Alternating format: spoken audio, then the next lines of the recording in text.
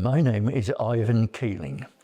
I began at the college, I'm not too sure, but I think it was 1998, might have been 1989.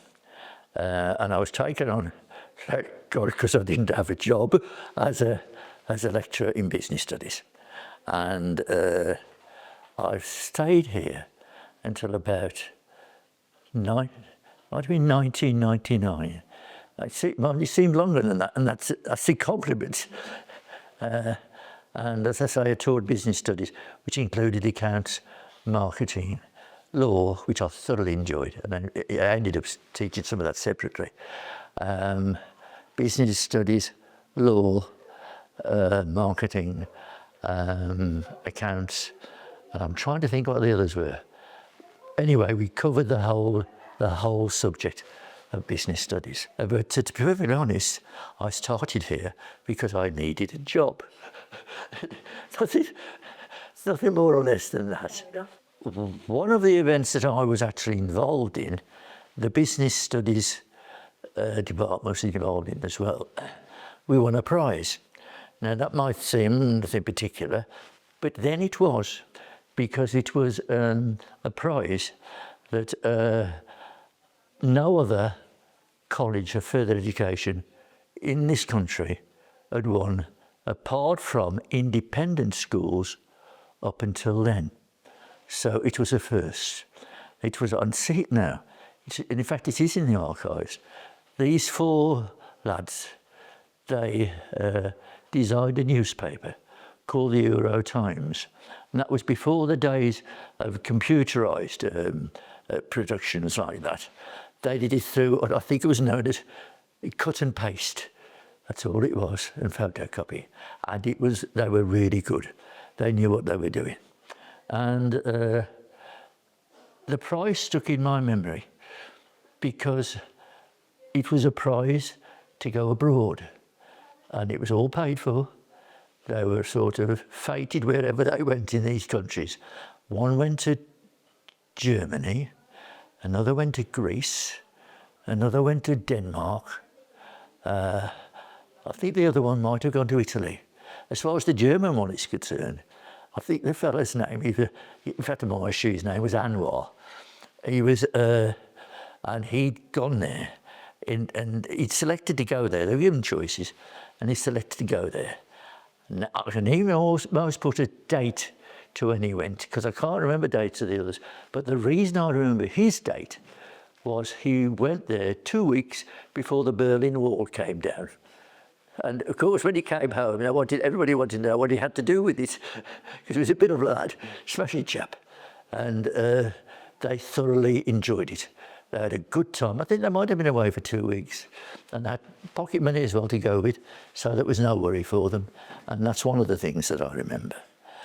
The other thing I remember is, as I mentioned to you just, of course, was the earthquake. And that frightened the life out of me and everybody else in the class as well. I didn't have to tell them, to get a move on. They dashed out like the devil, and they were on the grass outside here. And as I said, I heard this train running, but it wasn't a train. It was the roar of the earthquake. I've never heard an earthquake roar before, and I hope I don't hear one again, because it frightened the life out of all of us. Yeah, so that I've tried to think of the other things as well. Oh, what I do remember, another thing that I remember, was our refectory. It was called the refectory in those days. No one would ever dream of calling it the canteen. It was called the refectory. I suppose it must have been on the posh side. Anyway, the food was absolutely out of this world. And I'm sure it's probably because it might very well have been subsidised. They were good, nourishing meals at a really good price. Anyway, I can remember now, the staff used to sit separately from the students. It had always been like that. It was almost like what you might call a toned-down edition of a university. That's how it was. We didn't have a chief executive officer. We had a principal. Now, I don't know whether you still do. Yeah. You have a principal, you do. Yeah. And a vice principal. Yeah. Oh, I must be honest, as an old timer, I'm really pleased to hear that. Well, the bridge, story is that at that time, I'm thinking of, there was a bit of shortage in teaching areas, particularly as they were talking about taking the huts down. The huts, I think you call them mobiles a bit later on.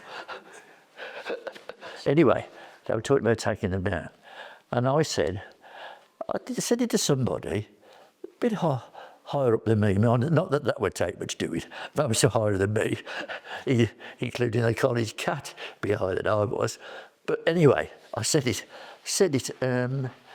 Why don't we fill the space in between the 2 blocks downstairs and blow me down? Less than 12 months later, they were up, done, finished.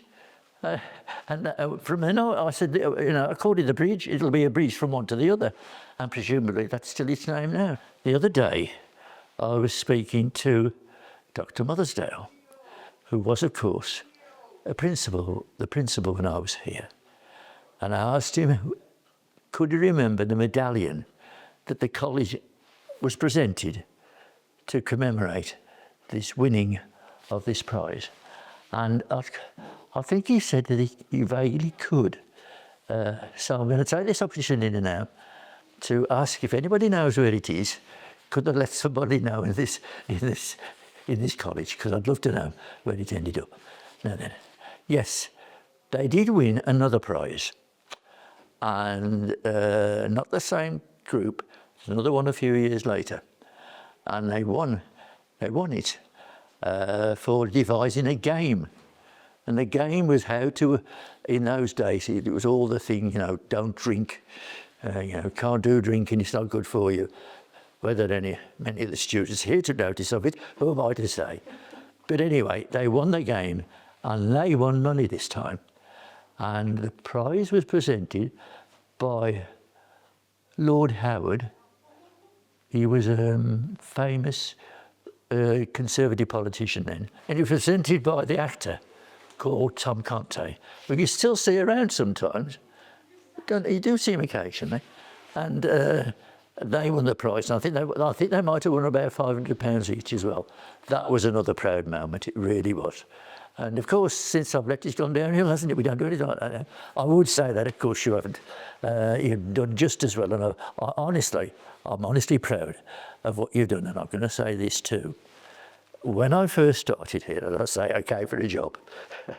But I enjoyed it all, and it sounds a bit sickening, but it's true. It was a privilege to come, it really was. Because I was also told, which I'd never been told at the time, remember, this is a place that they can come to for a second chance.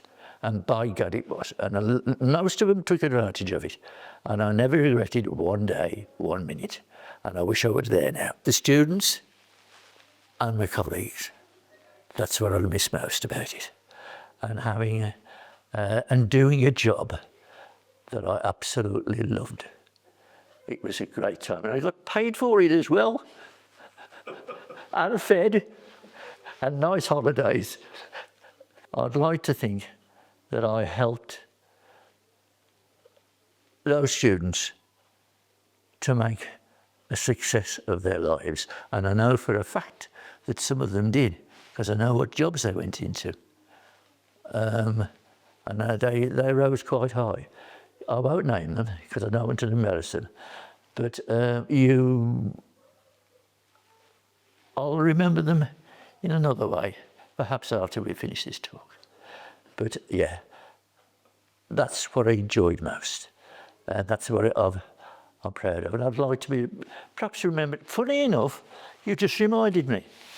The times, I don't know why I've forgotten this, the times I'm shouted at in the street, even in Wombourne where I live. It's right. Riding down the street there. And in Wombourne, because it's a biggish place, but it isn't that big. And it wasn't far from where I lived.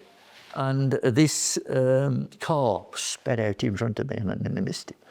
But I shouted, I can't forget what I shouted. But whatever it was, somebody shouted it. It's Mr. Keeling! About 3 or 4 of them. And do you know how much it bothered me? Not in the least. I thought it was great. I thought at last they proved to me I'm not dead yet. One day they brought outside caterers because we did it all inside catering.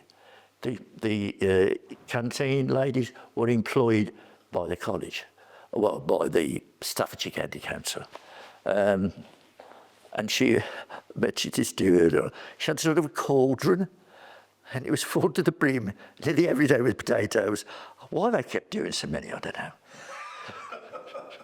She could hardly struggle with it. It was okay when the larger lady used to be on it, but as a little like this, she'd hardly kind of thing.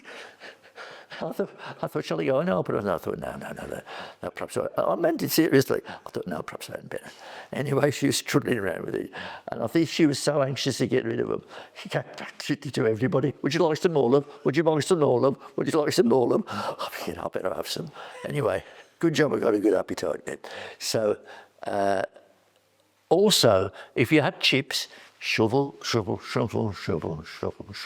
Not one knocked off the spoon, and then two knocked off. Another, that got me, that did. One day I thought, I've had enough of this. I said, would you like me to count them for you? To the lady that was serving them. Would you like me to count them for you? She said, what do you mean? I said, well, the rate we're going on, I said, not only will I have the smallest portion that was ever served of any chips anywhere, they will be cold. And anyway, she just went, and thereafter, did she serve me in? I don't know whether she did or not. If you had any problems, personal problems of any kind, I always found the management always, with the management being basically Dr. Mothersdale and Graham Smith being the best they were. They were most understandable, they were very kind, and they bent over backwards to help you out. So I certainly pay tribute to them. We were very lucky.